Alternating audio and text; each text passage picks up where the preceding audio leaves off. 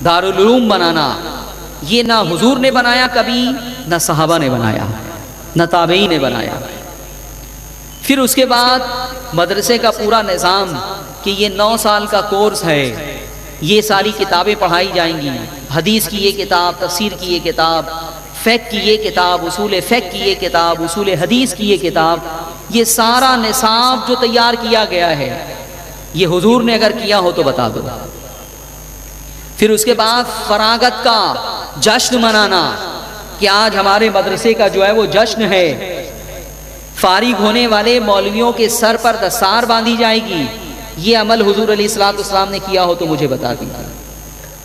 کیا ہے حضور نے یہ عمل کہ چند صحابہ کو آپ نے فرمایا کہ تم اب عالم ہو گئے میری صحبت میں رہ کے، اب میں تمہیں جو ہے وہ دستار باندھ رہا ہوں، تمہیں سند دے رہا ہوں۔ یہ جو سند دی جاتی ہے نا، سند عالم ہونے کی، یہ بھی بدعت ہے۔ اور ماضی میں جو ہے وہ سند کا کوئی تصور نہیں تھا۔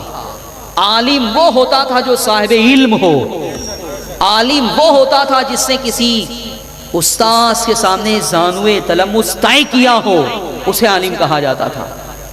لیکن سند یہ بالکل بیکار چیز ہے، یہ بدعت ہے، یہ صرف اور صرف 100-125 سال پہلے کی جو ہے وہ ایجاد ہے۔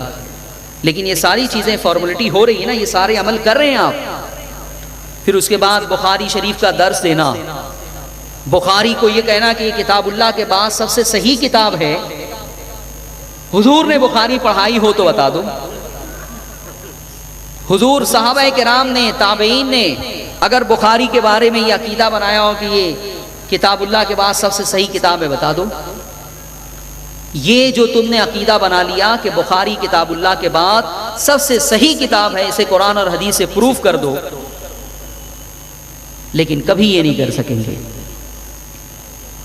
یہ ان کی عوام کو سوال کرنا چاہیے کہ اگر حضور کا جشن منانا بدعت ہے تو ہمارے یہ سارے امور کیوں بدعت نہیں ہیں؟ میرے عزیزوں اور میرے دوستوں، پھر اس کے بعد حدیثوں کے سلسلے میں ایک علم ایجاد کیا گیا، اصول حدیث۔ اس میں علماء اس پر بحث کرتے ہیں کہ یہ حدیث صحیح ہے، یہ حدیث ضعیف ہے، یہ حدیث حسن ہے، یہ حدیث موضوع ہے۔ یہ پورا علم، حدیث کو صحیح قرار دینا، حدیث کو حسن قرار دینا، حدیث کو ضعیف قرار دینا، یہ پورا علم جو ہے وہ بدعت ہے اور ہر فرقہ اس میں مبتلا ہے۔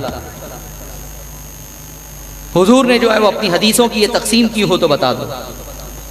دیوبندیوں کے یہاں ختم بخاری کا اہتمام ہوتا ہے، سب کرتے ہیں۔ وہ ایک فتویٰ ہے کہ جب بخاری ختم ہو تو اس وقت دعا قبول ہوتی ہے۔